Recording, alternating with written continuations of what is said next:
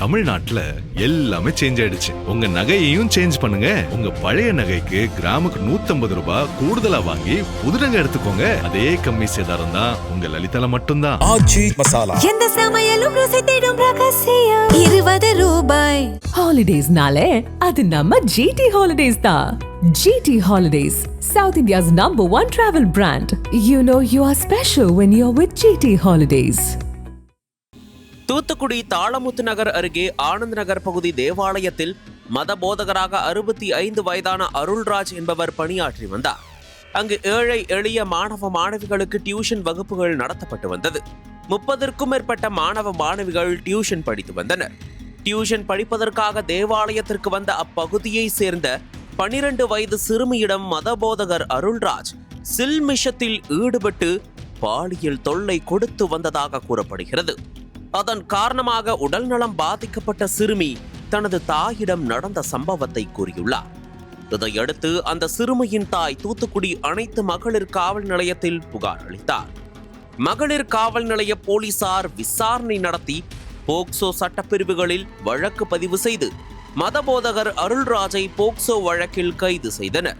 மேலும் டியூஷன் படிக்க வந்த மாணவிகள் வேறு யாருக்கும் மதபோதகர் அருள்ராஜ் பாலியல் தொந்தரவு அளித்தாரா என போலீசார் தொடர்ந்து விசாரணை நடத்தி வருகின்றனர். தூத்துக்குடியில் தேவாலயத்திற்கு வந்த 12 வயது சிறுமிக்கு மதபோதகர் பாலியல் தொந்தரவு அளித்து கைதாகியுள்ள சம்பவம் அதிர்ச்சியை ஏற்படுத்தியுள்ளது. இந்த சம்பவத்திற்கு கனிமொழி MP கடும் கண்டனத்தை தெரிவித்துள்ளார். அவர் தனது சமூக வலைதள பக்கத்தில் வெளியிட்டுள்ள பதிவில், தூத்துக்குடி ஆனந்த் நகர் பகுதியில் உள்ள தேவாலயத்தில் போதகரால் 12 வயது சிறுமி பாலியல் தொல்லைக்கு உள்ளாக்கப்பட்ட செய்தி அதிர்ச்சி அளிக்கிறது. குழந்தைகளுக்கும் பெண்களுக்கும் எங்கும் பாதுகாப்பில்லை என்னும் சூழல் தமிழ்நாட்டில் உருவாகியுள்ள நிலையில் தொடர்பு கொள்ள தனியாக உதவி எண் கூட இல்லாத ஒரு சிறப்பு படையை உருவாக்கி விளம்பரப்படுத்தி கொண்டிருக்கிறது இந்த தாவேகா அரசு. சமூக நலத்துறை சார்பில் ஏற்கனவே வழங்கப்பட்டுள்ள மகளிர் பாதுகாப்புக்கான 181 எண்ணையும் தேசிய அளவில் பல காலமாக உள்ள 1098 குழந்தைகள் உதவி எண்ணையும் பயன்படுத்துவதற்கு மக்கள் வரிப்பணத்தில் எதற்கு தனியாக ஒரு சிறப்பு படை உருவாக்க வேண்டும்? எந்த ஒரு சிறப்பு அதிகாரமும் இல்லாத சிறப்பு படை இருந்து என்ன பயன் என கேள்வி கேட்டுள்ளார். அமமுக பொதுச் செயலாளர் TTV தினகரன் தனது பதிவில், தமிழகத்தில் நாளுக்கு நாள் அதிகரித்து வரும் பெண்கள் மற்றும் குழந்தைகளுக்கு எதிரான பாலியல் வன்கொடுமை சம்பவங்கள் பச்சிளங்குழந்தைகளில் தொடங்கி வயதான மூதாட்டிகள் வரை நாளுக்கு நாள் அதிகரித்து வரும் இத்தகைய குற்றச் சம்பவங்களையும் பாலியல் வன்கொடுமை சம்பவங்களையும் இன்னும் எத்தனை நாட்கள் தான் சகித்துக் கொள்ள வேண்டும்?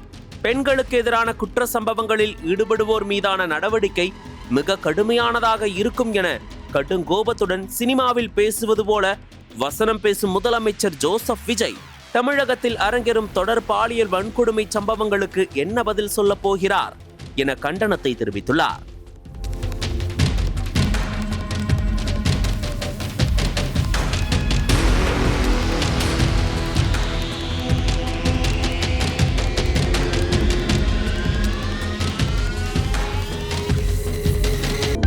அனல் பறக்கும் செய்திகளை அப்டேட் செய்து கொள்ள நக்கீரன் களத்தை இப்பவே சப்ஸ்கிரைப் பண்ணுங்க.